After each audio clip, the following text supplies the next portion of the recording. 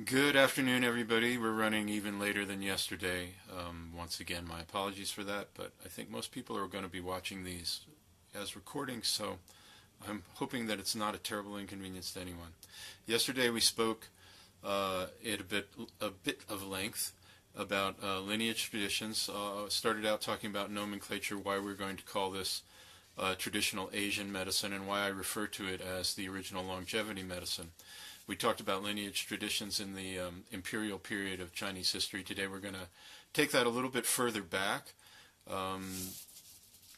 And also we spoke about some of these traditions are still continuing. And we are going to talk about that. We're going to talk a little bit about some source resources, some texts. So without any further delays, longevity has been, as I mentioned yesterday, a primary focus of traditional Asian medicine, both during the imperial period and before that. The roots of this medicine go back into shamanic traditions that are really prehistorical. And one of the sources for this information, I'm going to change over now to the other camera. I found out what happened with the reversed script yesterday, so we're going to fix that now. One of the sources that I'm going to recommend to you all for further investigation is Medicine in China, History of Ideas by Paul Unschild. This goes into the subject that I was just discussing, the shamanic roots of this medicine, as well as a very thorough discussion of the medicine of systematic correspondence that developed, that's become what we know of now as TCM, traditional Chinese medicine, as it's practiced in most of China, I believe. The book in the middle there is The Yellow Emperor's Classic of Internal Medicine. This is pretty much the book, the source text, and we're going to be going into a lot of the concepts that are contained in that book. On the right you see the Book of Changes, otherwise known as the I Ching, Book of Changes and the Unchanging Truth. Now, if you notice on the bottom of both of these books, you'll see the last name or the family name of Ni on them.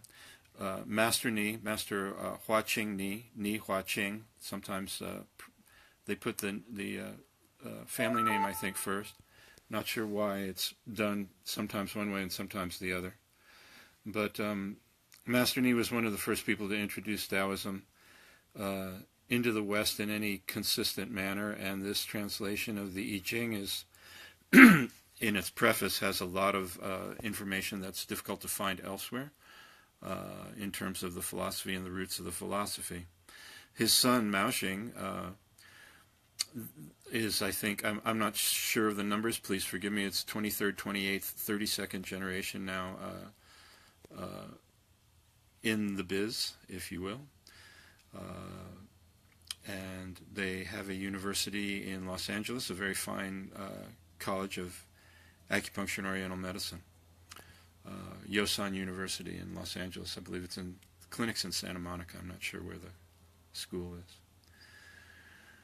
So these traditions are continuing to the present day. The Yellow Emperor's Classic begins with a discussion of longevity, and that's actually where we're going to pick up tomorrow, is with the idea of the natural lifespan of human beings and what increases it and what decreases it. So I hope this has been an interesting little introduction. I'm going to go back to my ugly moniker here. Interesting little introduction to at least a few source texts and resources that you might be able to look into on your own, as well as ones that are going to be sources for some of the ideas and materials that we're going to discuss in future seminars. Thank you.